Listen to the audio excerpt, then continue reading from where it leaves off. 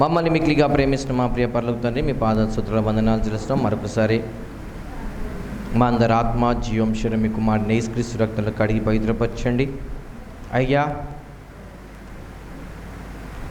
మా తలంపులు చూపులు మాటలు కోరిక చేస్తున్నాడు కానీ కడిగి పవిత్రపరచండి అయ్యా. పరిశుద్ధాత్మ దేవ స్వాగతం. మీరు వచ్చి మమ్మల్ని సర్వసత్యం నడిపించి మా జీవితాలు దాగున్నవన్నిటి నుండి ప్రభా అయ్యా అవన్నీ బట్టబయలై అవి నాశనం చేయని కృప చూపించమని, నీ ఆత్మ చేత నడిపించమని, ప్రతి ఒక్కరికి ఆత్మనేత్రాలు తెరవమని, నీ ఆత్మతో నింపి నడిపించుకోమని నజరేయుని యేసు నామములో చిన్న ప్రార్థన అడిగిపోతున్నాం తండ్రి. హల్లెలూయా. ఈరోజు మనం ఏం చూడబోతున్నామంటే, తండ్రి ఇంటి నుండి ప్రవాహము మనకు ఎలా ఉంటుంది. బైబిల్లో దేవుడు 10 ఆజ్ఞలు ఇచ్చాడు కదా. 10 ఆజ్ఞల్లో దేవుడు ఏమంటాడు? దీవెనైతే 1000 తరాలు అంటాడు, శాపం అయితే ఎన్ని తరాలు అంటాడు? 4 తరం. 4 తరాలు అంటారు కదా. 4 తరాలు అంటే ఒక్క తరం ఎన్ని సంవత్సరాలు ఉంటుంది? 4 తరాలు. ఒక్క తరం ఎన్ని సంవత్సరాలు? 100 years, 100 సంవత్సరాలు. అయితే 4 తరాలంటే ఇప్పుడు మనము 400 సంవత్సరాల నుండి మన పూర్వీకులు ఎవరెవరు ఏం చేసినారో అవన్నీ మనం అనుభవిస్తున్నాం. ఒక్కసారి అర్థం చేసుకోండి. అంటే తల్లిదండ్రులకు పిల్లల మీద ఏముంటుంది? అధికారం ఉంటుంది కదా. అయితే ఈ శాపం కూడా మన పూర్వీకుల నుండి చేసి మంచి ఘనకార్యాలు చేసి పెట్టినందుకు దానివల్ల మన జీవితాలలో ఎలాంటి ప్రభావం చూపిస్తుంది? మనం అనుకుంటొచ్చు, నేను తండ్రి ఇంటిని విడిచిపెట్టి వెళ్ళిపోతానంట. నువ్వు ఎక్కడికి వెళ్ళినా ఆ శాపం మటుకు నీకు వెంటాడుతూ ఉంటుంది. తల్లిదండ్రుల నుండి ఇంటి నుండి వచ్చే శాపము నువ్వు ఎన్ని కిలోమీటర్ బూదిగంతల వరకు వెళ్ళినా ఆ శాపం అనేది నీకు ఏం చేస్తుంటుంది? వెంటాడుతుంటుంది. నువ్వు ఎక్కడికి వెళ్ళావు ఫస్ట్ ఏం పడతారు? నీ పేరేంది అడుగుతారు. జాబ్లోకి వెళ్ళి మీ నాయన పేరేంది అడుగుతారు, మీ అమ్మ పేరేంది అడుగుతారు. మీ అమ్మ నాన్న పేరు లేనిది ఎవరైనా ఉద్యోగంలో తీసుకుంటారా? అంటే నువ్వు ఏ ప్రపంచంలో ఏ మూలకెళ్ళు కూడా నీకు ఏమెబడిస్తుంది? నీ పూర్వీకుల నుండి వచ్చిన అది దీవెనే కానీ శాపం కానీ ఏమవుతుంది? ఒక వ్యక్తికి వేటాడుతూ ఉంది. ఇప్పుడు మనము కొంచెం బైబిల్లోకి వెళ్దామా మొత్తం వెళ్దాం బైబిల్కు. సమూయేలు రాసిన మొదటి గ్రంథము 2వ అధ్యాయము 26వ వచనం నుండి 36వ వచనం వరకు చూద్దాం. ఇక్కడ దేవుడు ఏమన్నాడు? ఆరోన్కి, నీ సంతానంకి ఏంటిది ఏమిచ్చినాడు? యాజకత్వం ఇచ్చినాడు. అయితే ఇక్కడ ఏమవుతుంది? ఈ యాజకత్వం వరుసలో వీళ్ళు ఏలి వాళ్ళ కుమారులను ఏం చేస్తున్నాడు? దేవునికంట ఎక్కువ చేసినందుకు ఆడ ఏమైంది? యాజకత్వం అనేది బ్రేక్ అయింది కదా. దేవుని నుండి వస్తున్న ఆశీర్వాదాలు ఏమైనాయి? బ్రేక్ అయినాయి. ఇంకోటి చూద్దాం. ఆదికాండం 12వ అధ్యాయము 1 నుండి 5వ వచనం చూద్దాం. దేవుడు అబ్రహాంకి ఏమన్నాడు? నీ తండ్రి ఇంటిని విడిచిపెట్టి సమస్తాన్ని విడిచిపెట్టి రమ్మన్నాడు. ఎందుకు రమ్మన్నాడు దేవుడు? తండ్రి ఇంటికి ఈయన ఇంటికి ఉన్న ప్రతి బంధకాలు తెంచుకొని రమ్మన్నాడు కదా. వచ్చినాక ఏం చేస్తాడు? నీ నుండి నాకు గొప్ప జనాంగంగా చేస్తాను. దేవుడు అబ్రహాంకి ఏమైతే వాగ్దానం ఇచ్చాడో అది 100% దేవుడు నెరవేర్చుకుంటూ వచ్చాడు. కానీ వచ్చే తరంలో ఏమైంది? ఇక్కడ ఏలి దగ్గర ఏమవుతుంది? అది విరిగిపోతుంది. అంటే ఏమవుతుంది? వాళ్ళు దేవుడి కంటే ఎక్కువ ఎవరిని ప్రేమిస్తున్నారు? కుమారులని. అంటే పూర్వీకుల నుండి వచ్చి అబ్రహాము కూడా తన కుమారుని చాలా ప్రేమించినాడు, ఇస్సాక్ని చాలా ప్రేమించినాడు. కానీ దేవుడు విషయం వచ్చే వరకు ఏం చేసినాడు? కొడుకుని కూడా లెక్క చేయలేదు. ఇక్కడ ఏలి అదే వంశం నుండి ఉన్నాడు, కానీ ఈయన ఏం చేస్తున్నాడు? దేవుడి కంటే వాళ్ళ కుమారుని ఏం చేస్తున్నాడు? ఎక్కువ ప్రేమిస్తున్నాడు. కనుక ఏం చేస్తున్నాడు? అక్కడ ఆ నిబంధన అనేది బ్రేక్ అవుతుంది. మన జీవితాల్లో కూడా దేవుడు మనకు చేసిన వాగ్దానాలు మన జీవితంలో నెరవేర్చలేకపోతున్నామంటే దానికి కారణం ఏంటంటే మనం ఏదో విషయంలో దేవుడి కన్నా ఎక్కువ ప్రేమిస్తున్నాం. అది మన కొడుకులే కానీ, డబ్బే కానీ, ఆస్తే కానీ, లోకమే కానీ, ఏదైనా కానీ దేవుడి కంటే మనం ఎక్కువ దేని ప్రేమిస్తామో అది మన యొద్ద నుండి తొలగిపోతుంది. ఇది పూర్వీకుల నుండి వచ్చినది. మీరు గ్రహించినా తెలిసినా తెలియకపోయినా పూర్వీకుల నుండి వచ్చిన అధికారము, శాపాలు కానీ, దీవెనలు కానీ ప్రతి వ్యక్తి మీద చాలా బలంగా పనిచేస్తాయి. అయితే చాలామంది జీవితాలలో ఏముండదంటే అభివృద్ధి ఉండదు. వాళ్ళు కష్టపడతారు కానీ అభివృద్ధి ఉండదు. సాధారణంగా అందరి జీవితాల్లో ఎత్తులు వంపులు ఉంటాయి. ప్రతి ఒక్కరి జీవితంలో ఎత్తులు వంపులు, ఆర్థికంగా కానీ, శారీరకంగా కానీ, ఆత్మీయంగా కానీ అన్ని విషయాల్లో ఎత్తులు వంపులు ఉంటాయి. ఇవి ఎత్తులు వంపులు ఇవన్నీ ఎక్కడి నుండి వచ్చినాయి అంటే మన పూర్వీకుల నుండి వస్తున్నాయి. ఇది పూర్వీకుల నుండి, మన పితరుల నుండి వస్తున్నాయి. అది ప్రభావం మన మీద చాలా బలంగా ఉంటుంది. చూడండి, మన మీద మన పూర్వీకుల నుండి వస్తున్న ప్రభావం బలంగా ఉండడానికి కొన్ని రీజన్ చెప్తా. ఒకటి, చాలామంది ఆడోళ్ళు ఏమంటారు, రీప్రొడ్యూస్ సిస్టంలో చాలా ప్రాబ్లం ఫేస్ చేస్తూ ఉంటారు. పునరుత్పత్తి వ్యవస్థను చాలా అవస్థలు పడుతూ ఉంటారు. మంత్లీ పీరియడ్స్ కానీ, లేకపోతే సంతానం విషయమే కానీ, ఊకే వీక్నెస్ కానీ, ఊకే కడుపులో ఏదో ఒక వేయడం కానీ, ఇది బాగా చాలామంది అవస్థలు పడుతూ ఉంటారు. రెండోది, వివాహ జీవితంలో కూడా చాలా అవస్థలు పడతారు. వివాహ జీవితాల్లో కూడా చాలా అవస్థలు పడుతుంటారు. ఇంకొకటి, మీరు దీనిని ఏం చేయాలంటే మన పూర్వీకులు, ఎందుకంటే ఈ రీప్రొడ్యూస్ సిస్టమ్ని దేవుడు ఆల్రెడీ బ్లెస్ చేశాడు. స్త్రీనికి పురుషులు ఇద్దరికి బ్లెస్ చేశాడు. ఒకవేళ ఈ ప్రాబ్లం మనం ఫేస్ చేస్తున్నాము అంటే ఖచ్చితంగా మన పునాది ఎక్కడ? పూర్వీకుల పునాది సరిగ్గా లేదు. పూర్వీకుల పునాది సరిగ్గా లేదు కాబట్టి ఏం చేస్తున్నారు, ఈ జనరేషన్ వాళ్ళు చాలా అవస్థలు పడుతుంది. మనం అవస్థలు పడుతున్నామంటే దానికి మూల కారణం ఉంటుంది. మనం దీవించబడుతున్నామంటే దానికి మూల కారణము ఉంటుంది. మంచిదే కానీ చెడే కానీ ఫౌండేషన్, పునాదులు వెనుకలు ఉన్నాయి. దాన్ని బట్టే మనము ఈరోజు ఉన్నాము. ఎందుకంటే ఒక్క తరము 100 సంవత్సరాలు ఉంటాయి. అంటే 4 తరాలంటే 400 సంవత్సరాల నుండి మన పూర్వీకులు ఎవరెవరు ఏం చేశారు ఎవరు తెలుసు. వాళ్ళు చేసి అయితే పోయారు కానీ మనకు మట్టుకు మంచి ఆస్తి ఇచ్చిపోయారు కదా. ఇప్పుడు కొంతమందికి చూడండి, నాన్న హార్ట్ అటాక్తో చచ్చిపోతే కొడుకు కూడా హార్ట్ అటాక్తో చచ్చిపోతారు. కొన్ని కుటుంబాలలో చూడండి, యాక్సిడెంట్లోనే అందరు చచ్చిపోతారు. కొన్ని కుటుంబాల్లో సేమ్ రోగాలతో చచ్చిపోతారు. కారణం ఏంటిది? కొన్ని కుటుంబాలు చూడండి, తరతరాలు బీదలు దరిద్రంగానే ఉంటారు. వాడు ఎంత కష్టపడ్డా దరిద్రంగానే ఉంటారు. కారణం ఏంటిది? పూర్వీకులు వేసిన పునాది. హల్లెలూయా. మరి ఇప్పుడు దీనికి ఏం చేద్దాం? అయితే ఈ పూర్వీకులు వేసిన పునాది వలన మన జీవితాల్లో కొన్ని నేను సాక్ష్యాలు చెప్తా, జరిగిన సాక్ష్యాలు, కొన్ని స్వీకరించిన సాక్ష్యాలు నేను చెప్తాను. ఒక సిస్టర్కి ఎన్ని ఇయర్స్ అంటే 37 ఇయర్స్ అయింది వివాహం జరగట్లేదు. 37 ఏళ్ళు అయింది వివాహంకి. ఎవ్వరు చూడట్లేదు, ఏ సంబంధం కావట్లేదు.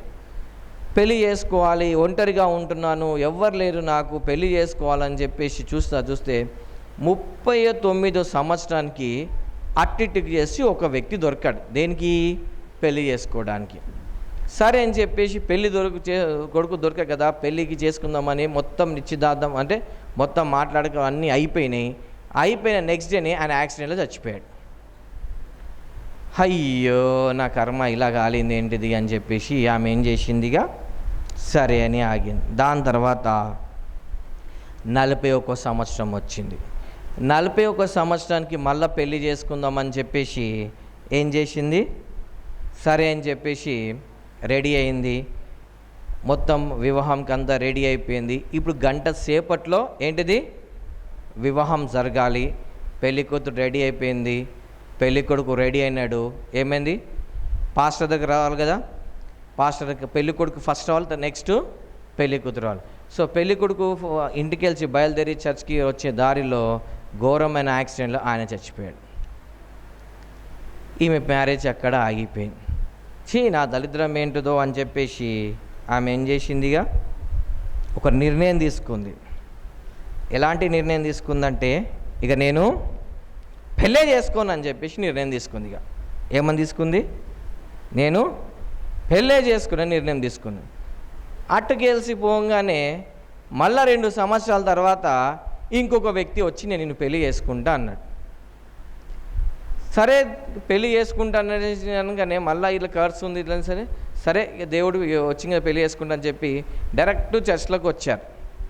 డైరెక్ట్ చర్చ్కి వచ్చేసారు. అయిపోయింది. పాస్టర్ గారు వచ్చి అందరు కూర్చున్నారు. కూర్చున్న తర్వాత ఏమడుగుతారు, పెళ్ళి చేసే ముందు పాస్టర్ గారు ఒకటి అడుగుతారు, ఏమని, ఈ పెళ్ళికి ఎవరికైనా ఏమైనా ఆటంకం ఉంటే ఇప్పుడే చెప్పాలి, లేకపోతే ఇంక జీవితంలో ఏది మౌనంగా ఉండవలేనని చెప్పేసి అడుగుతారు. ఎవరికైనా పెళ్ళికి ఆటంగా ఉందా అని చెప్పేసి ఏమని ఉంటే ఇప్పుడే చెప్పాలనగానే వెనకాల నుండి ఒక సిస్టర్ చేయలేపుతుంది. చేయలేపేసి ముందుకు వస్తుంది. ఏందమ్మా నీ ప్రాబ్లం, వీళ్ళిద్దరు పెళ్లి చేసుకోవడం అంటే ఆమె తీసుకొని ఆమె చేతిలో కొన్ని కాగితాలు పట్టుకొని 2 పిల్లల్ని పట్టుకొని ముందుకు వస్తుంది. ఈయన నా భర్త, ఇగో వీళ్ళిద్దరు పిల్లలు, ఇగో మా మ్యారేజ్ సర్టిఫికేట్ అంటే అనగానే ఈమెకు గుండె ఆగిపోతుంది. ఏంది వీడు పెళ్ళి చేసుకున్నాడా ఆల్రెడీ అని, నాకేమో పెళ్ళి చేసుకోలేదు. నా జీవితం అనుకుంటా పోయి పడుకుంటుంది. ఇక ఇంట్లోని పడుకున్నప్పుడు అలవాటు అయిపోయింది కదా, ఏంటిది పెళ్ళి విరగడం ఖర్చు. అస్సలు ఒక ప్రార్థన చేస్తుంది, నా జీవితంలో ఎందుకు ఇలా సంభవిస్తుంది, నా లైఫ్లో ఎందుకు ఇలా సంభవిస్తుందని చెప్పేసి ఏం చేసినాడు, ప్రార్థన చేయడం మొదలుపెట్టింది. ప్రభా ఏంది నా జీవితంలో, ఎందుకు ఇట్లా అవుతుంది, ఏంటిది నా జీవితంలో అన్నప్పుడు ఆ రోజు రాత్రి ఆమె కల వచ్చిందంట. ఏమని అంటే, వీళ్ళమ్మకు ఈమె పుట్టంగానే నర్స్ వచ్చి, అమ్మా కంగ్రాచులేషన్, నీకు మంచి కూతురు పుట్టింది, బంగారు లాంటి కూతురు బాగుందంటే వాళ్ళమ్మ మొహమే చూడలేదంట, దళిద్రం అని చెప్పేసి శాపం పెట్టిందంట. ఎందుకు అంటే అప్పటికి ఆమె 6 మంది కూతురు కన్నది, ఈమె 7వ కూతురు. ఆమెకి ఏంటిది, కొడుకు కావాలని ఉంది, కూతురు పుట్టంగానే శాపం పెట్టింది. అలాగా ఇగో ఈమెకి ఏమవుతుంది, వివాహ జీవితంలో లేదు. అంటే ఈమె ఇన్ని సంవత్సరాలైన వివాహం కాకుండా ఉండడానికి, అన్ని సంబంధాలు చెడిపోవడానికి కారణం ఎక్కడ, ఫౌండేషన్ పేరెంట్స్ ఫౌండేషన్స్, మన పూర్వీకులు వేసిన పునాదులు. అందుకోసమే ఈమెకి ఏమవుతుంది, వివాహం అనేది జరగట్లేదు. రెండోది ఇంకో సాక్ష్యం చెప్తాను. ఒక ఆమెకు 39 సంవత్సరాలు వచ్చింది. ఎన్ని సంవత్సరాలు అండి, 39 సంవత్సరాలు వచ్చినప్పటికీ ఆమెకు మెన్సెస్ రావట్లేదంట. ఏంటిది, అందరు ఆడలకు నెలకు వస్తుంది, నాకెందుకు మెన్సెస్ రావట్లేదు, నాకు ఏంది సమస్య అని చెప్పేసి దేవుని దగ్గరికి వెళ్ళి ప్రార్థన చేయడం మొదలుపెట్టినప్పుడు పరిశుద్ధాత్మ దేవుడు ఆమెకు ఒక ప్రార్థన నేర్పించినాడంట. ఈ ప్రార్థన చెయ్యి అన్నాడంట. సరే అని చెప్పేసి ఆ ప్రార్థన చేయడం మొదలు పెట్టంగానే జరిగిన సంఘటన ఏంటంటే, ఆ రోజు రాత్రి కలలో ఆమె కడుపులో ఇంత ఇనుము అనేది ఉందంట. ఏముంది, ఇనుము ఇంత పెద్దగా ఉందన్నమాట. ఆ బరువుకి ఆమెకి ఏది లోపట తినకపోయినా ఏది అవ్వట్లేదన్నమాట. ఎప్పుడైతే పరిశుద్ధాత్మ దేవుడు ఆ ప్రార్థన చెప్పినప్పుడు ఆ ప్రార్థన చేయడం మొదలుపెట్టిందో, ఒక దూత వచ్చి ముట్టంగానే ఆ బరువు మొత్తం వెళ్ళిపోయింది. నెక్స్ట్ డేనే ఆమెకు మెన్సెస్ అయినాయంట. హల్లెలూయా. కారణం ఏంటిది, ఆమెకు అలా అవ్వడానికి కారణం ఏంటి, నేను చెప్పిన పేరెంట్స్ నుండి వస్తున్న ఫౌండేషన్ ప్రాబ్లము. దాని తర్వాత ఒక ఆమె అంట ఆఫ్రికాలో ఇట్లనే ఒక ప్రార్థన మీటింగ్ అవుతుంటే అక్కడ మీటింగ్కి వెళ్ళి ప్రార్థన చేయించుకుందంట. ప్రార్థన చేసుకుంటే ఆ పాస్టర్ గారు అన్న అమ్మ నీ జీవితంలో ఉన్న సర్పం చచ్చిపోయిందమ్మా అన్నాడంట. ఈమె అనుకుంది, నేను ఉంటాను 7వ అంతస్తులో ఉంటాను. నేను ఎక్కడ ఉంటాను? 7వ అంతస్తులు ఉంటాను. 7వ అంతస్తు చిన్న పాము కూడా రాదు. ఈయనేంది నా జీవితంలో పాము చచ్చిపోయింది అంటున్నాడని అనుకుందంట. సరే అని చెప్పేసి ఎందుకంటే వీళ్ళింట్లో ఎప్పుడు భార్యాభర్తలు గొడవలంట. భార్యాభర్తలు గొడవలు, సంతానం లేదు, ఏంటిది మొత్తం డబ్బు వస్తుంది కానీ ఎటు పోతుంది ఏందో అర్థం కాలేదు, కానీ మొత్తం వీళ్ళ జీవితం అంతా పిచ్చి పిచ్చిగా అయిపోయింది అని చెప్పేసి ఆ డెలివరెన్స్ మీటింగ్ అని చెప్పేసి వెళ్ళినమాట. ఆ పాస్టర్ గారు ఏమన్నారు, నీ జీవితంలో ఉన్న సర్పము చచ్చిపోయిందమ్మా అన్నాడు.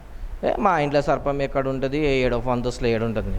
ఈమె ఇంటికి వెళ్ళి తలుపు తీసి లోపల వెళ్ళంగానే బెడ్రూమ్ వెళ్ళంగానే బెడ్రూమ్లో ఆమె బెడ్ మీద పెద్ద పాము చచ్చిపోయి ఉందంట. లిటరల్గా పెద్ద పాము చచ్చి ఉందంట. పేపర్లో కూడా వచ్చిందంట. అయితే ఈమె షాక్, ఇదేంది నా బెడ్ మీద ఇంత పెద్ద పాము చచ్చిపోవడం ఏంటిది అని చెప్పేసి.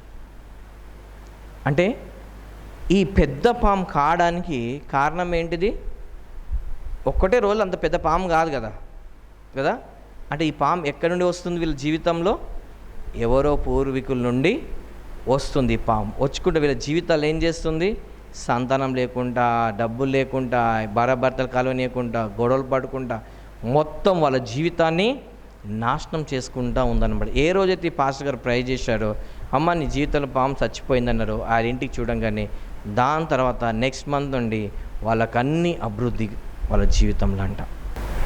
ఎందుకంటే తండ్రి నుండి ఇంటి నుండి వచ్చే ఏమైతే అది ప్రభావం ఉంటుందో సాధారణమైన ప్రభావం ఉండదు. చాలా తీవ్రమైన ప్రభావం అనేది ప్రతి వ్యక్తికి ఉంటుంది. అది మీరు గ్రహించ ఒకవేళ దాంతో మీరు డీల్ చేస్తే, దాంతో మీరు ఏంటిది డీల్ చేయడం అంటే ఆ సమస్యను పరిష్కారం చేయడానికి నిలబడితే మీ తర్వాత వచ్చే తరం, నీ తర్వాత వచ్చే తరము ఏమవుతుంది? గొప్ప దీవెనలకు మార్చబడుతుంది. ఒకవేళ లేదనుకోండి అలాగనే ఉంటుంది. చూడండి, కొన్ని ప్రాబ్లమ్స్ చెప్తాను నేను. కొన్ని ప్రాబ్లమ్స్ మన జీవితాలలో, కుటుంబాలలో పూర్వీకుల నుండి ఒత్తిడితో వచ్చే సమస్యలు ఏంటంటే, ఒకటి అన్నిట్లోనూ ఫెయిల్యూర్ అయిపోతావు. అన్నిట్లో ఏమవుతావు? ఫెయిల్యూర్ అంటే ఓడిపోతావు. దేంట్లో నువ్వు గెలవవు. వ్యాపారం చేస్తావు లాస్, ఎక్కడికైనా వెళ్తావు లాస్, చదువులో ఫెయిల్, అన్నిట్లో ఏమవుతావు? Loss, failure. నెక్స్ట్, నువ్వు ఎక్కడ స్థిరత్వంగా ఉండవు. నువ్వు ఉద్యోగం చేసినా స్థిరత్వంగా ఉండవు, వ్యాపారం చేసినా స్థిరత్వంగా ఉండవు, స్థిరత్వంలో ఉండవు. ఎక్కడున్నా నువ్వు స్థిరత్వం అనేది ఉండదు. తిరుగు అని తిరుగుతున్నట్టు కానీ స్థిరత్వం అనేది నీకు ఉండదు. మూడోది, నువ్వు అందరి చేత డామినేషన్ చేయబడతావు. ఏంటిది? ప్రతి ఒక్కళ్ళు వచ్చి నీ మీద రుబాబులు చేస్తారు. కొంతమంది తీయగా రుబాబులు చేస్తారు, కొంతమంది సీరియస్గా రుబాబులు చేస్తాడు. ఈ రుబాబులు అంటే ఈ డామినేషన్ చేత నువ్వేమవుతావు? ఒత్తిడికి గురి అవుతూ ఉంటావు. దాని తర్వాత నీకు గమ్యం అనేది ఉండదు. ఒకవేళ ఉన్నా నువ్వు ఒక్క అడుగు కూడా దానికి ముందుకు వేయలేవు. దాని తర్వాత ప్రతిదీ నీ జీవితంలో నాశనానికి దారి తీస్తుంది కానీ సక్సెస్కి దారి తీయదు. ఎందుకు అంటే కెరియర్ అంటాం కానీ కెరియర్ ఏమీ ఉండదు. కారణం ఏంటంటే మన పూర్వీకుల నుండి వస్తున్న ఆ తండ్రి ఇంటి నుండి వస్తున్న ఏమైతే ప్రభావం ఉందో, ఏమైతే శక్తి ఉందో, దుష్టశక్తులు, ఈ ప్రభావం వల్ల కుటుంబాలలో ఇలా జరుగుతూ ఉంటుంది. హల్లెలూయా. ఇల్లు ఎలా అయిపోద్దంటే శాపగ్రస్తుడైన ఇల్లు అయిపోతుంది. ఇల్లు ఎలా ఉంటుంది? నా ఇల్లేని ఇంత శాపంగా దరిద్రంగా ఉంది అన్నట్టు అనిపిస్తుంది. ఎందుకంటే ఆ ఇంట్లో ఏం శక్తి ప్రభావింపజేస్తుంది? ఎలా ఉంటుందంటే బైబిల్ గోపురం కడుతున్నప్పుడు ఒకరి భాష ఒకరికి అర్థం కాదు, గొడవలు ఎలా అవుతాయో ఆ ఇంట్లో కూడా ఒకరికొకరు అర్థం చేసుకోరు, ఎప్పుడు గొడవలుగా ఉంటాయి. ఎప్పుడు గొడవలు ఉంటాయి. ఎందుకు? అక్కడి నుండి వచ్చిన శాపం కాబట్టి. ఒకవేళ మనము కిరాయికి ఇల్లు తీసుకుందాం అనుకోండి, ఎలాంటి ఇల్లు వస్తుందంటే దగ్గరలో అపవాదికి బలిపీఠం ఉన్న ఇల్లు దగ్గరనే మనకి ఇల్లు దొరుకుతుంది. ఒకవేళ మనం శాపాల్లో ఉన్నాం అనుకోండి, పూర్వీకులైన అంటే పూర్వ పితృల నుండి వస్తున్న శాపాల్లో ఉన్న వ్యక్తికి ఎక్కడ దొరుకుతుందండి? సాతాను బలిపీఠం దగ్గరనే ఇల్లు దొరుకుతుంది. ఎందుకు? ఆ ప్రభావం వీని మీదకి పడుతూ ఉంటుంది. మరి ఆయనకి ఎలాంటి కళలు వస్తాయి అంటే, పరీక్షలు రాస్తూ ఉంటాడు కానీ దాని రిజల్ట్ రాదు, వచ్చిన ఫెయిల్ వస్తుంటుంది. ఆయన తన కుటుంబాన్ని, తన జీవితాన్ని బాగు చేసుకోవడానికి అనేకమైన మెట్లు అడుగులు వేస్తుంటాడు కానీ ఆ మెట్లు అడుగులు ఆయనకు సహకరించవు. ఆత్మలో ఎదుగుదామంటే ఆత్మలో ఎదుగుదల అనేది ఉండదు. ఒక అడుగు ముందుకేస్తే 4 అడుగులు వెనకాల వేస్తాడు. ఎందుకంటే పూర్వీకుల నుండి వచ్చిన పునాదులు లాగుతూ ఉంటాయి.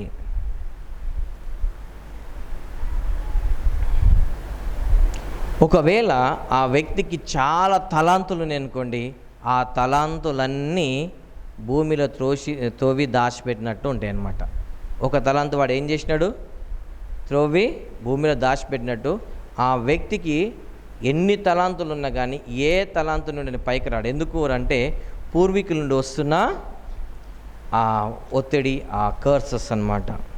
ఒకవేళ వ్యాపారం చేస్తే వ్యాపారంలో నష్టం ఎదురు చూస్తాడు ఆయన. ఒకవేళ ఏదైనా వ్యాపారానికి పెట్టుబడి కావాలని చూస్తే ఆయనకు పెట్టుబడి దొరకదు. కరెక్ట్ టైంలో ఒకవేళ మనం ఇది చేస్తే పెట్టుబడి పెడితే టక్కని వెంటనే లాభం వస్తుందని చెప్పేసి ఒకవేళ పెట్టుబడి చేయాలంటే కరెక్ట్ టైంలో ఆయనకి పెట్టుబడి దొరకదు. ఇంకొకటి ఏంటంటే, ఒక సమస్య ఇంకా ఇంకో సమస్య, ఒక సమస్య వెంట ఇంకో సమస్య, ఒక సమస్య వెంట ఇంకో సమస్య, అలా ఏంటిది చైన్ ప్రాబ్లమ్స్ ఉంటా ఉంటాయి. ఇది ఒక్కటి తీరిందంటే అటు పోతుంది, అటు అయిపోయిందంటే ఇంకో, అంటే సమస్యలతో బంధింపబడతా ఉంటాడు. ఎలా ఉంటావు అంటే అందరు చూడడానికి నువ్వు చాలా మంచిగా ఉంటావు, ఈయనకేం తక్కువ, అన్నీ బాగానే ఉన్నాయంట, కానీ లోపల ఏంటిది ఎలకలు ఉన్న ఇల్లు ఎలా ఉంటుంది? బయట పైన చూస్తే బండలన్నీ మంచిగా ఉంటాయి, కింద అంటే ఏముంటుంది?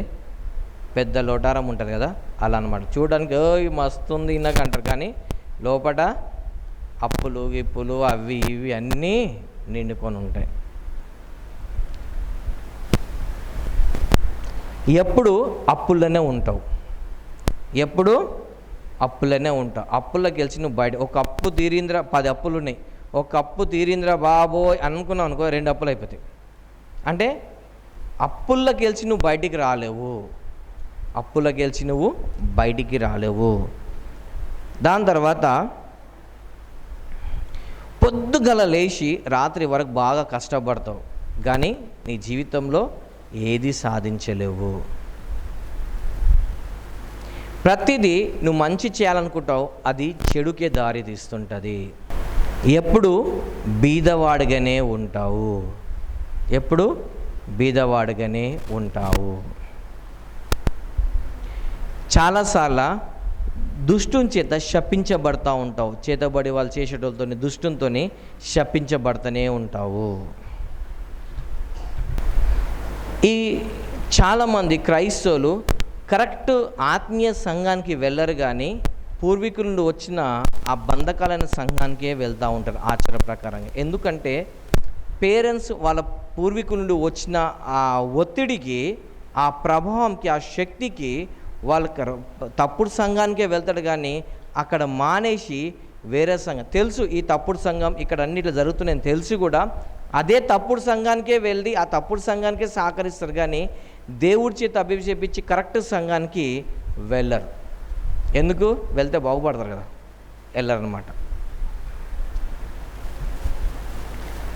అటువంటి వారికి ఏమొస్తుందంటే విచిత్రమైన రోగాలు వస్తూ ఉంటాయి, విచిత్రమైన బలహీనతలు వస్తూ ఉంటాయి. ఒక సాక్ష్యం నేను విన్నాను. ఒక సిస్టర్కి ఏంటంటే, వాళ్ళ ఫ్యామిలీ ఏంటంటే వాళ్ళ నానమ్మకు బ్రెస్ట్ క్యాన్సర్ వచ్చి చచ్చిపోయిందంట. వాళ్ళ అమ్మకు కూడా ఏమొచ్చింది? బ్రెస్ట్ క్యాన్సర్ వచ్చి చచ్చిపోయింది. అయితే ఈమె ఏమనుకుందంటే, నాకు కూడా బ్రెస్ట్ క్యాన్సర్ చచ్చిపోతానని చెప్పేసి ఆమె ఏం చేసింది? 2 బ్రెస్ట్ తీపిచ్చేసింది, ఆపరేషన్ చేసి తీపిచ్చేస్తే బ్రెస్ట్ క్యాన్సర్ రాదు కదా అనుకుంది, కానీ లివర్ క్యాన్సర్ వచ్చిందంట. ఏమొచ్చింది?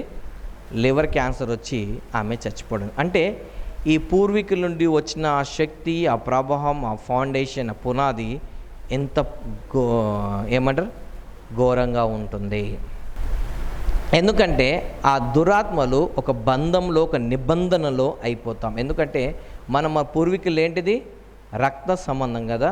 ఆ బ్లడ్లో ఏంటిది? ఒక నిబంధన, గట్టి ముడి కట్టి ఉంటుంది.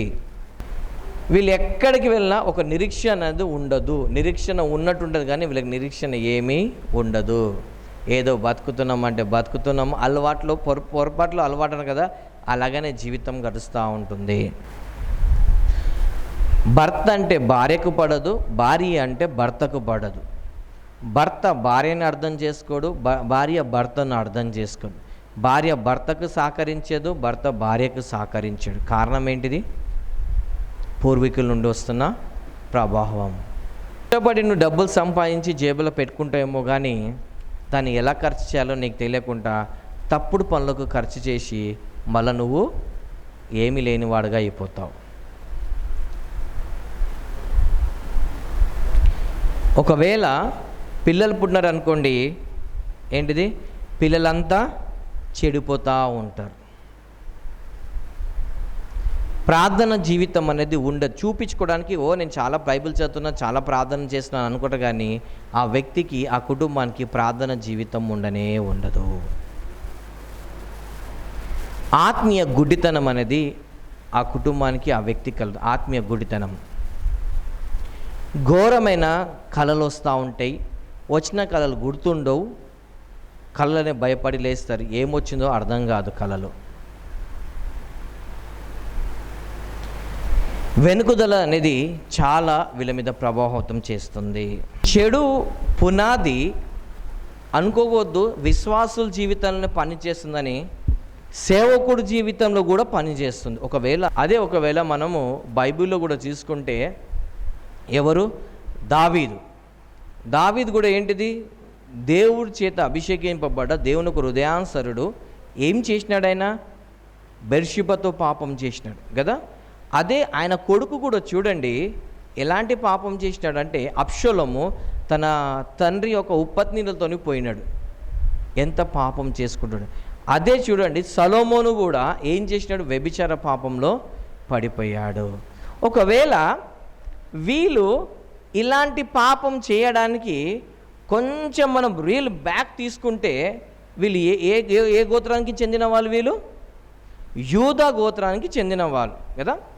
యూదా ఏం చేస్తాడంటే, తన ఒక వేషకి వెళ్ళి అనుకొని ఏం చేసి, వేషతో వ్యభిచారం చేయాలనుకొని తన సొంత కోడలతోనే చేస్తాడు.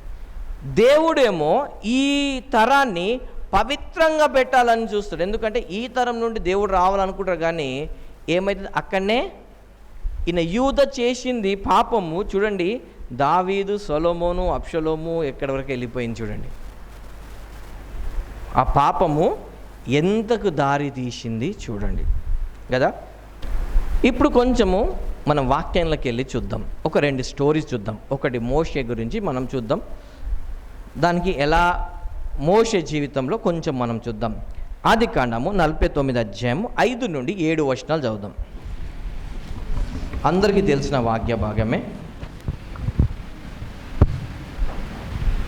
ఆదికాండము 49 అధ్యాయం 5 నుండి 7 వచనాలు. సిమియోను లేవి అనువారు సహోదరులు వారి ఖడ్గములు బలత్కారపు ఆయుధములు. నా ప్రాణమే వారి ఆలోచనలలో చేరవద్దు, నా ఘనమే వారి సంగములతో కలువవద్దు.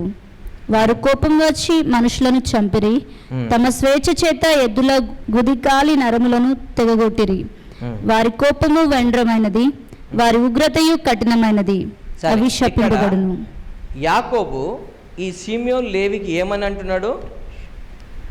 కోపము హంతకుడు, క్రూరమైన కోపం కలిగిన వీళ్ళు. నెక్స్ట్ ఏంటిది? నరహంతకులు అన్నాడు. ఈ 2 ఎవరన్నారు? యాకోబు వీళ్ళిద్దకు ఆయన చనిపోయే ముందు చెప్తాడు కదా. ఇప్పుడు నిర్గమకాండము 2వ అధ్యాయము 1, 2వ వచనం చూద్దాం. లేవి వంశస్థుడొకడు వెళ్ళి లేవి కుమార్తెను వివాహం చేసుకునెను.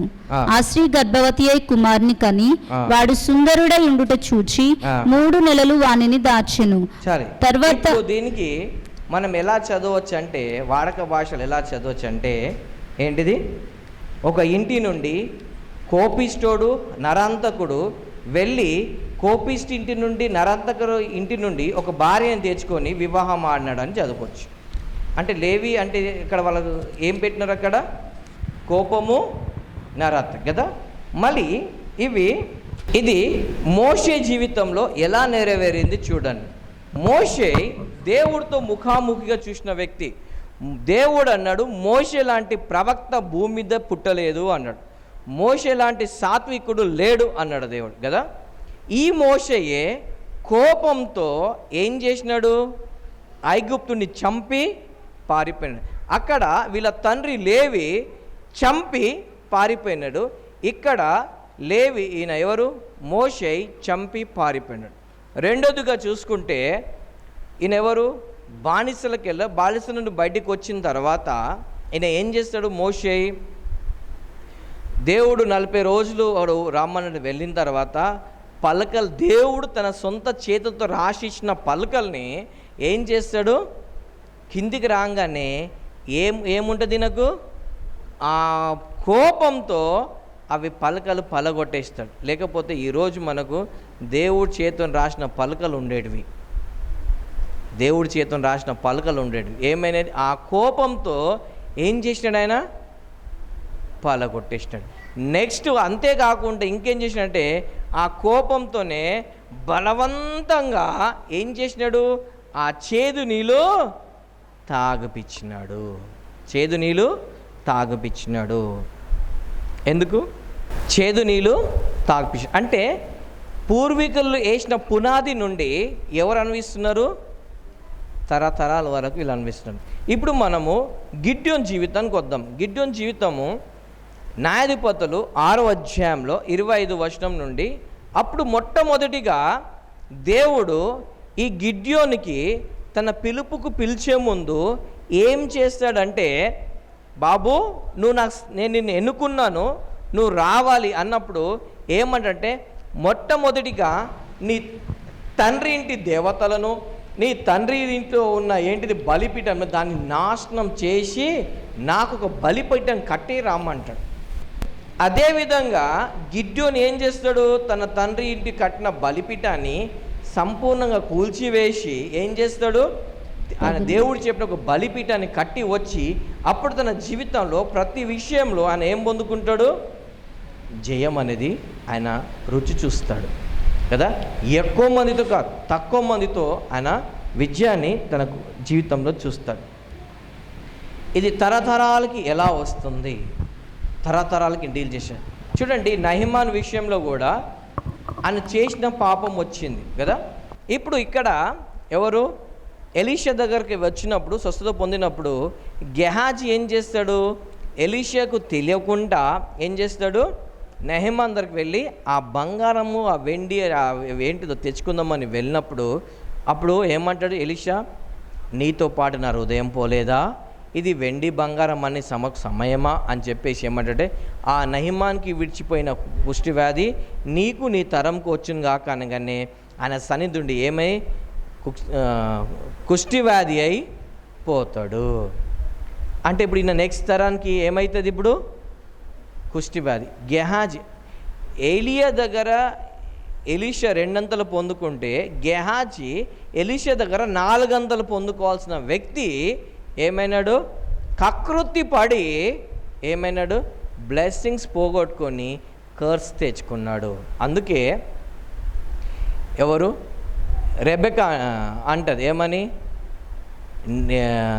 యాకోబ్కి తన తండ్రి దగ్గర పంపిస్తున్నప్పుడు నాకు శాపం తెచ్చుకుంటానేమో దీవెనవంతుకంటే ఆ శాపం నా మీదికి రాని, నువ్వు మటుకు దీవింపబడువు అంటాడు.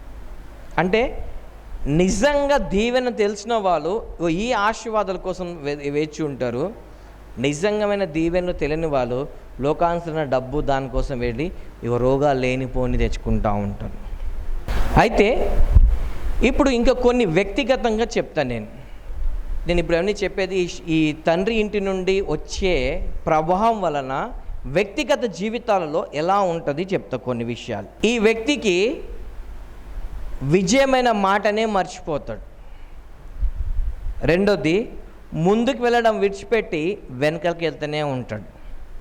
మూడోది, ఏది గుర్తుండదు. ఏంటిది? ఏది గుర్తుండదు. ఒకవేళ కొన్ని విషయాల్లో ఆ వ్యక్తి గెలుచుకున్నా అనుకుంటారు కానీ ఆ వ్యక్తి ఓడిపోతాడు. ఒకవేళ ఆ వ్యక్తి గొప్పడునుకో సడన్గా బీదోడుగా మార్చబడతాడు.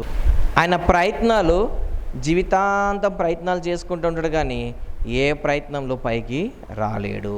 ఇంకొకటి ఏంటంటే, ఈ పూర్వీకుల నుండి వచ్చే ఒత్తిడి ఎలా ఉంటుందంటే, కొంతమందికి వ్యభిచారం చేస్తాడు, లేకుంటే వ్యభిచారం తలంపుతూనే ఉంటాడు. కొంతమంది ఎలా ఉంటారంటే, భర్తతో భార్యతో కలవడానికి కూడా పాపం అనేసి భర్తతో భార్యతో దూరం ఉంటారు. వీళ్ళకు దురాత్మలు వచ్చి వీళ్ళ జీవితాల్లో ఏలుబడి చేస్తూ ఉంటాయి. కొందరు జీవితాలు ఏంటంటే, శరీరంలో ఉన్న అవయవాలన్నీ సరిగా పనిచేయవు, లేకుంటే సరిగా ఉత్పాదించవు. నో డౌట్ వాళ్ళు పరిశుద్ధాత్మతో బ్యాప్టిజం పొందినా కానీ వాళ్ళ జీవితాల మటుకు ఇవి వస్తూనే ఉంటాయి. పరిశుద్ధాత్మతో నింపబడతారు, భాషలు మాట్లాడతారు, ఇవే అద్భుతాలు. కానీ ఈ తండ్రి ఇంటి నుండి వచ్చే ప్రభావం మటుకు వాళ్ళకి వేటాడుతూనే ఉంటుంది. ఎప్పుడు గొలుసు లాంటి సమస్యలు వాళ్ళ జీవితంలో ఉంటుంది. దాన్ని వాడు విడిచిపెడదాం అనుకుంటారు, మళ్ళీ దాన్నే పట్టుకుంటారు. విడిచిపెట్టాలనుకుంటారు, మళ్ళీ దాన్నే పట్టుకుంటారు. ఘోరమైన కలలు కంటుంటారు. దానివల్లనే వాళ్ళ జీవితాలు ప్రాబ్లంలకు వెళ్తూ ఉంటాయి. వాళ్ళకు నాలుక మీద కొన్ని వ్యాధులు వస్తూ ఉంటాయి. అలాంటి వాళ్ళకు కొన్ని నాలుకలో కొన్ని వ్యాధులు వస్తూ ఉంటాయి. ఇంకొకటి ఏంటంటే, వీళ్ళకు ఏమంటారు, రూల్స్ మాట్లాడతారు. ఏం మాట్లాడతారు? రూల్స్ మాట్లాడతారు కానీ వీళ్ళు రూల్స్ చెయ్యరు. పద్ధతులు ఎదుటికి చెప్తారు కానీ వీళ్ళు మటుకు చెయ్యరు. ఎప్పుడు డబ్బులు ఖర్చు పెడుతుంటారు కానీ దాని నుండి బయటపడరు. ఎప్పుడు ఏదో విషయంలో కన్ఫ్యూజన్లో ఉంటారు. కరెక్టా రాంగా, కరెక్టా రాంగా, కరెక్టా రాంగా అనుకుంటా రాంగ్ పని చేస్తారు కానీ కరెక్ట్ పని చేయరు. కన్ఫ్యూజన్నే ఉంటారు. కన్ఫ్యూజ్ ఉన్నారు, అందుకే ఏ పని చేయొద్దంట. ఇంకోటి, వీళ్ళకి ఎప్పుడు రెస్ట్ ఉండదు, నిద్ర ఉండదు, రెస్ట్ ఉండదు. 24 గంటలు వీళ్ళకు ఏముండదు, నిద్రపోరు, వేరొక నిద్రపోనియరు. ఎందుకంటే రెస్ట్ ఉండదు. ఎందుకు? మెంటల్ ఎప్పుడు ఏదో ఆలోచిస్తూనే ఉంటారు. ఏదో ఆలోచిస్తారు, మంచిది కాదు చెడు ఆలోచిస్తూ ఉంటారు. వీళ్ళు మంచిది చెడు ఆలోచిస్తూ ఉంటారు. ఇంకోటి, విచిత్రమైన దేవుడి స్వరం కాకుండా వేరే వేరే స్వరాలు వింటూ ఉంటాడు. కొన్ని లోపల నుండి వింటూ ఉంటారు, బయట మంచి చెప్తే వానికి వినరు, చెడు చెప్పినోనికి వెంటనే వినేస్తారు. వీళ్ళు చెడు చెప్పగానే వెంటనే వింటారు, మంచి చెప్పింది. ఇలాంటి విచిత్రమైన వాళ్ళ కొన్ని లోపల నుండి కొన్ని మైండ్లలో వాళ్ళకి ఏంటిది విచిత్రమైన స్వరాలు వినిపిస్తూ ఉంటాయి. వీళ్ళు ఎప్పుడు పరిశుద్ధంగా ఉండరు, దానికి వీళ్ళు కూడా పడరు. దానికి వీళ్ళు ఎప్పుడు చెడుతో నిబంధన చేసుకుంటారు, ఆ శాపాలనే ఉంటారు. క్రైస్తవ జీవితంలో ఎప్పుడు గెలిచినట్టే వాళ్ళు అనుకుంటారు కానీ ఓడిపోతూనే ఉంటారు. లాభం లేని కష్టం పడుతూనే ఉంటారు. లాభం లేని కష్టం పడుతూనే ఉంటారు. ఎప్పుడు దురాత్మ చేత టార్చర్ అనుభవిస్తూనే ఉంటారు, ఒత్తిడికి గురి అయితేనే ఉంటారు. వాళ్ళ వలన ఇంట్లో అందరికీ సమస్యలు ఏర్పరచబడతాయి. ఆ వ్యక్తి వలన ఇంట్లో అందరికీ సమస్యలు వస్తాయి. వాళ్ళు ఏదైనా కష్టపడరు అనుకోండి, చివరి సమయంలో వాళ్ళు ఓటమి చూస్తారు. ఇంకోటి, ప్రాణబంధకాలు, పిచ్చి పిచ్చి ప్రాణబంధకాలన్నీ పెట్టుకొని కూర్చుంటారు. వీళ్ళ జీవితాల్లో డిసిప్లిన్ అనేది, మర్యాద అనేది ఉండదు. పెద్ద చిన్న మర్యాద అనేది వీళ్ళెవరికి ఇవ్వరు. అవన్నీ వాళ్ళకి మట్టుకు అందరు మర్యాద ఇవ్వాలి, వాళ్ళ మట్టుకు ఎవరికి మర్యాద ఇవ్వరు. పెద్దలు చిన్నోళ్ళకి ఇవ్వాలి, ఏమి ఇవ్వరు, మర్యాద ఇవ్వరు. ఎందుకు? ఫౌండేషన్ నుండి వస్తుంది కాబట్టి వాళ్ళు పెద్దోళ్ళ మాట వినరు, పెద్దోళ్ళకి మర్యాద ఇవ్వరు. ఇవన్నీ ఎందుకు వస్తాయి మన జీవితాలు అంటే, ఎక్కడి నుండి వస్తున్నాయి ఇవన్నీ? పూర్వీకులు వేసిన చెడు పునాదుల వలన. అయితే ఇవన్నిటి నుండి మనం ఇప్పుడు ఇన్ని చెప్పాను నేను, మీరు మీ లైఫ్లో ఎన్ని ఉన్నాయో ఒకసారి చెక్ చేసుకోండి. మీ జీవితాల్లో కూడా ఇలాంటి అన్నీ ఉన్నాయి, కొన్ని ఉన్నాయి అనుకోండి, దాని అర్థం ఏంటిదంటే మీరు కూడా మీ పూర్వీకులు వేసిన చెడు పునాదుల వలన మీరు ఈరోజు ఇవన్నీ అనుభవిస్తున్నారు. ఇంకేందంటే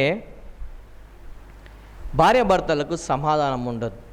భార్యాభర్తలకు భర్త ఒక్కడంటే భార్య ఇంకోటి అంటది. ఎప్పుడు సమాధానం ఉండదు. ఎందుకు?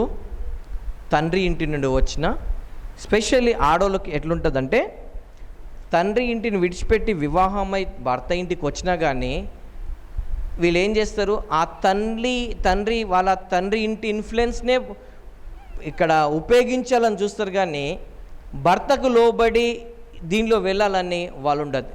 అంటారు కదా, ఏమని, నీ భర్త నేను గుప్పెట్లో పెట్టుకోయే అని అంటారు కదా. ఇగో ఇలాంటి అవన్నీ చేసుకుంటూ వస్తారు. కారణం ఏంటంటే వాళ్ళ తండ్రి ఇంటి నుండి వస్తున్న ఈ చెడు పవర్ అన్నమాట, చెడు శక్తి వలన ఏం చేస్తారు, నీ భర్తను గుప్పటి పెట్టుకోవే, నువ్వు చెప్పినట్టే మీ భర్త విని, అటు పోమంటే పో, రామ్మంటే ఇవన్నీ ప్రయత్నాలు చేస్తూ ఉంటారు. ఇంకోటి, డబ్బు ఉందనుకోండి, డబ్బు వేస్ట్గా ఖర్చు పెట్టిస్తారు, కానీ తన సొంత కోరికలు నెరవేర్చుకోవడానికి సొంత దానికి ఖర్చు పెట్టడానికి చూస్తారు, కానీ మంచి పనికి ఎప్పుడూ చూడరు. ఇంకొకటి ఏంటంటే తన చెడు కోరికలు నెరవేర్చుకోగానే ఒక మంచి పనికి ఎప్పుడూ సహకరించరు. ఇలాంటివి వస్తుంటాయి. ఒకవేళ మీ కుటుంబాల్లో మీ జీవితాలు ఉంటే దీని నుండి ఈరోజు మనం ఏం చేయాలి? విడుదల పొందుకోవాలి. ఎలా విడుదల పొందుకోవాలి? చెప్పండి. మన తండ్రి ఇంటి నుండి వస్తున్న, తల్లి ఇంటి నుండి వస్తున్న ప్రభావంని ఎలా దాని నుండి విడుదల పొందుకోవాలి? ప్రార్థన ద్వారా పొందుకోవాలి. ఎలా ప్రార్థన? అందరూ ప్రార్థన చేస్తాడు. బైబిల్లో ఒక మాట ఉంది, యేసు నామంలో ప్రతి మోకాలు వంగాల్సింది, ప్రతి నాలుక. సో అన్ని నామాల కన్నా పై నామము యేసు నామం. ఆ నామము మనకు దేవుడు ₹1,00,000 ఇస్తే ఇస్తారన్నాడా? ఎలా ఇచ్చిండు మరి? ఫ్రీగా ఇచ్చినాడు. కానీ చాలామంది అంటారు ఫ్రీగా ఇచ్చిన ఫినాయిల్ కూడా తాగుతుంటారు, కానీ మరి దేవుడు ఫ్రీగా ఇస్తే ఎందుకు వాడుకోవట్లేదు నాకు అర్థం కాదు. మరి చాలామంది అంటారు కదా, వీడా ఫ్రీగా ఇచ్చిన ఫినాయిల్ కూడా తాగుతాడు అంటాడు. మరి ఫ్రీగా దేవుడు ఇచ్చినప్పుడు ఇది ఎందుకు తీసుకోవడం? వాళ్ళు రక్షణ ఎందుకు తీసుకోడు? అభివృద్ధి తీసుకోడు? ఆశీర్వాదాలు, ఆరోగ్యం ఎందుకు తీసుకోడు మరి మనిషి? సో దేవుడు కూడా మనందరికీ ఏమి ఇచ్చినాడు? ఫ్రీగానే ఇచ్చినాడు. ఆయన నామాన్ని మనకి ఇచ్చినాడు. కాబట్టి అన్ని నామాల కన్నా పై నామం, ఆ శక్తి గల నామాన్ని వాడి ఇప్పుడు మనం దాని నుండి ఏం చేద్దాం? విడుదల పొందుదాం. నా తండ్రి ఇంటి నుండి వస్తున్న ప్రతి బాణాలు, విగ్రహాలు ఇప్పుడే యేసు నామములో దానిని నిర్మూలన చేస్తున్నా. నా తండ్రి ఇంటి నుండి నన్ను వెంబడిస్తున్న ప్రతి విగ్రహాలు, బాణాలు ఇప్పుడే యేసు నామములో నాశనం చేస్తున్నా. నా తండ్రి ఇంటి నుండి నన్ను వేటాడుతున్న ప్రతి విగ్రహాలు, బాణాలు ఇప్పుడే యేసు నామములో నాశనం చేస్తున్నా. నా తల్లి ఇంటి నుండి నన్ను వెంటాడుతున్న ప్రతి బాణాలు, విగ్రహాలు ఇప్పుడే యేసు నామములో నాశనం చేస్తున్నా. నా తల్లి ఇంటి నుండి నన్ను వెంటాడుతున్న ప్రతి గృహ విగ్రహాలు, బాణాలు ఇప్పుడే యేసు నామములో నాశనం చేస్తున్నాను. నా తండ్రి ఇంటి నుండి నన్ను వేటాడుతున్న ప్రతి దుష్ట శక్తులను ఇప్పుడే యేసు అగ్నిలో దహించబడుగాక. నా తండ్రి ఇంటి నుండి నన్ను వెంటాడుతున్న ప్రతి దుష్టశక్తి ఇప్పుడే యేసు నామములో నాశనమవునుగాక. నా తల్లి ఇంటి నుండి వెంటాడుతున్న ప్రతి దుష్టశక్తులను ఇప్పుడే యేసు నామములో నాశనం చేస్తున్నాను, నాశనం చేస్తున్నాను, నాశనం చేస్తున్నాను. నా తల్లి ఇంటి నుండి నన్ను వెంటాడుతున్న ప్రతి దుష్టశక్తులను ఇప్పుడే యేసు నామములో నాశనం చేస్తున్నాను, నాశనం చేస్తున్నాను, నాశనం చేస్తున్నాను, నాశనం చేస్తున్నాను. నా తల్లి ఇంటి నుండి తండ్రి ఇంటి నుండి నన్ను వెంబడిస్తున్న ప్రతి విగ్రహాలు, బాణాలు, శక్తులను ఇప్పుడే యేసు నామములో నాశనం చేస్తున్నాను, నాశనం చేస్తున్నాను, నాశనం చేస్తున్నాను. నా జీవితంలో, నా కుటుంబంలో ముండి సమస్యలు ఇప్పుడే యేసు నామములో యేసు అగ్నితో దహించబడుగాక. నా జీవితంలో ఉన్న ప్రతి ముండి సమస్యలు ఇప్పుడే యేసు అగ్నితో దహించబడుగాక, దహించబడుగాక, దహించబడుగాక. నా జీవితంలో ఉన్న ప్రతి ముండి సమస్యలు ఇప్పుడే యేసు నామములో దహించబడుగాక, దహించబడుగాక, దహించబడుగాక. నా జీవితంలో కష్టాలను చక్రంగా తిరుగుతున్న ఆ చక్రాన్ని ఇప్పుడే యేసు నామములో విరగొడుతున్నాను, విరగొడుతున్నాను, విరగొడుతున్నాను. నా తండ్రి ఇంటి నుండి నన్ను వెంబడిస్తున్న కష్టాలనే చక్రాన్ని ఇప్పుడే యేసు నామములో విరగొడుతున్నాను, విరగొడుతున్నాను, విరగొడుతున్నాను. దాన్ని నాశనం చేస్తున్నాను, దాన్ని నాశనం చేస్తున్నాను, దాన్ని నాశనం చేస్తున్నాను. నా తల్లి ఇంటి నుండి కష్టమైన చక్రాన్ని ఇప్పుడే నాశనం చేస్తున్నాను, నాశనం చేస్తున్నాను, నాశనం చేస్తున్నాను, నాశనం చేస్తున్నాను, నాశనం చేస్తున్నాను. నా తల్లిదండ్రుల నుండి ఇంటి నుండి నన్ను కష్టపెట్టాలని, శాపాలు పెట్టాలని నన్ను వెంబడిస్తున్న ప్రతి దుష్టశక్తులను, శాపాలను ఇప్పుడే యేసు నామములో నాశనం చేస్తున్నాను, నాశనం చేస్తున్నాను, నాశనం చేస్తున్నాను, నాశనం చేస్తున్నాను. నా తండ్రి ఇంటి నుండి వెంబడిస్తున్న ప్రతి చేతబడి శక్తులను ఇప్పుడే యేసు నామములో నాశనం చేస్తున్నాను, నాశనం చేస్తున్నాను, నాశనం చేస్తున్నాను. నా తల్లి ఇంటి నుండి వేటాడుతున్న ప్రతి చేతబడి శక్తులను ఇప్పుడే యేసు నామములో నాశనం చేస్తున్నాను, నాశనం చేస్తున్నాను, నాశనం చేస్తున్నాను, నాశనం చేస్తున్నాను, నాశనం చేస్తున్నాను. నాకు భయంకరమైన కలలు కలగజేస్తున్న ప్రతి దుష్టశక్తులను ఇప్పుడే యేసు నామములో నాశనం చేస్తున్నాను, నాశనం చేస్తున్నాను. నా తండ్రి ఇంటి నుండి, నా తల్లి ఇంటి నుండి నా కలల్లో వెంబడిస్తున్న ప్రతి దుష్ట కలలను ఇప్పుడే యేసు నామములో నాశనం చేస్తున్నాను, నాశనం చేస్తున్నాను, నాశనం చేస్తున్నాను. నా జీవితంలో మా తండ్రి ఇంటి నుండి, మా తల్లి ఇంటి నుండి విత్తబడిన ప్రతి చెడు విత్తనం యేసు నామములో పెరిగివేసి నాశనం చేస్తున్నాను. ఆ విత్తనాన్ని పెరిగివేసి నాశనం చేస్తున్నాను, పెరిగివేసి నాశనం చేస్తున్నాం. నా జీవితంలో నా తండ్రి ఇంటి నుండి, నా తల్లి ఇంటి నుండి వెంబడిస్తున్న ప్రతి చెడు చెట్టు ఇప్పుడే వేర్ల నుండి యేసు నామములో ఎండిపోయి కాలిపోనుగాక, ఎండిపోయి కాలిపోనుగాక, ఎండిపోయి కాలిపోనుగాక, ఎండిపోయి కాలిపోనుగాక, ఎండిపోయి కాలిపోనుగాక. నన్ను మా తండ్రి ఇంటి నుండి, తల్లి ఇంటి నుండి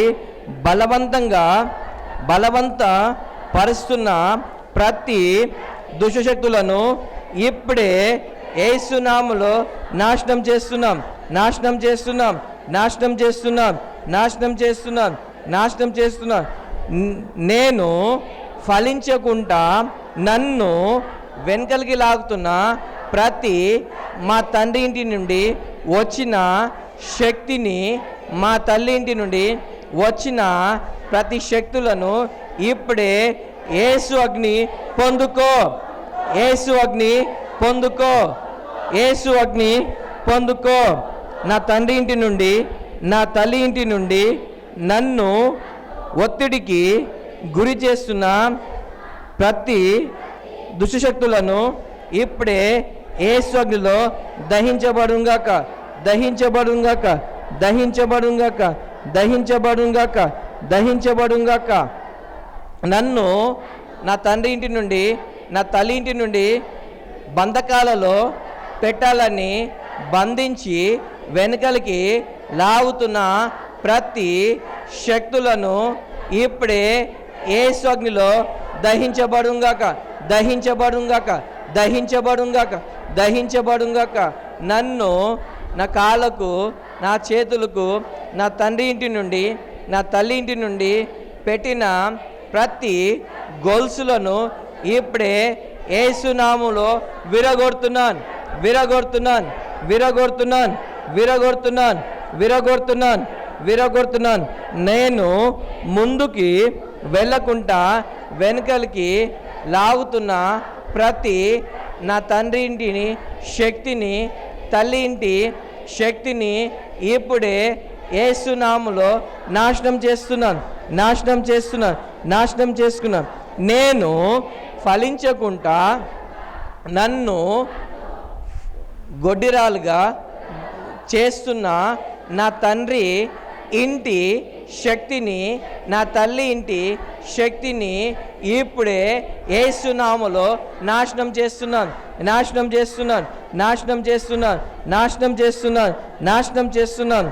నా తల్లి, నా తండ్రులు, నా తల్లి ఇంటి వారు, నా తండ్రి ఇంటి వారు చేతబడికి వెళ్ళి వేసిన విత్తనాన్ని ఇప్పుడే యేసు నామములో దాన్ని నాశనం చేస్తున్నాను, దాన్ని నాశనం చేస్తున్నాను, దాన్ని నాశనం చేసినాం. నా తండ్రి ఇంటి వారు, నా తల్లి ఇంటి వారు ఎక్కడైతే చేతబడి చేసి పాతి పెట్టారో ఆ చేతబడి వస్తువులు ఇప్పుడే యేసు నామములో దహించబడుగాక, దహించబడుగాక, దహించబడుగాక, దహించబడుగాక, దహించబడుగాక. నా తండ్రి ఇంటి నుండి, నా తల్లి ఇంటి నుండి వెంబడిస్తున్న ప్రతి విగ్రహాల శక్తిని ఇప్పుడే యేసు అగ్నిలో దహించబడుగాక, యేసు అగ్నిలో దహించబడుగాక, యేసు అగ్నిలో దహించబడుగాక, యేసు అగ్నిలో దహించబడుగాక, యేసు అగ్నిలో దహించబడుగాక. నా తండ్రి ఇంటిలో వేసిన ప్రతి చెడు పునాది యేసు నామములో నాశనమవునుగాక, నాశనమవునుగాక, నాశనమవునుగాక. నా తండ్రి ఇంటి వారు వేసిన ప్రతి చెడు పునాది యేసు నామములో నాశనమవునుగాక, నాశనమవునుగాక, నాశనమవునుగాక. నా తండ్రి ఇంటి నుండి నాకున్న ప్రతి బంధకాలను ఇప్పుడే యేసు నామములో తెంచివేస్తున్నాను, తెంచివేస్తున్నాను, తెంచివేస్తున్నాను, తెంచివేస్తున్నాను. నా తల్లి ఇంటి నుండి నాకున్న ప్రతి బంధకాలు ఇప్పుడే యేసు నామములో తెంచివేస్తున్నాను, తెంచివేస్తున్నాను, తెంచివేస్తున్నాను, తెంచివేస్తున్నాను.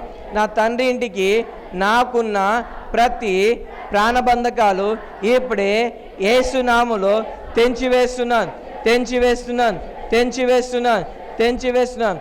నా తల్లి ఇంటికి నాకున్న ప్రతి బంధకాలు ఇప్పుడే యేసు నామములో తెంచివేస్తున్నాను, తెంచివేస్తున్నాను, తెంచివేస్తున్నాను, తెంచివేస్తున్నాను, తెంచివేస్తున్నాను.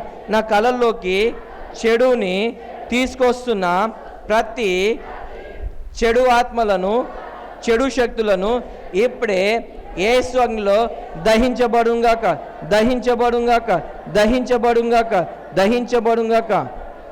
నాకు రావాల్సిన నా తండ్రి ఇంటి నుండి దీవెనలు, తల్లి ఇంటి నుండి దీవెనలు ఎవరెవరైతే ఏ శక్తి అయితే మింగివేసిందో ఇప్పుడే యేసు నామములో కక్కు, కక్కు, కక్కు.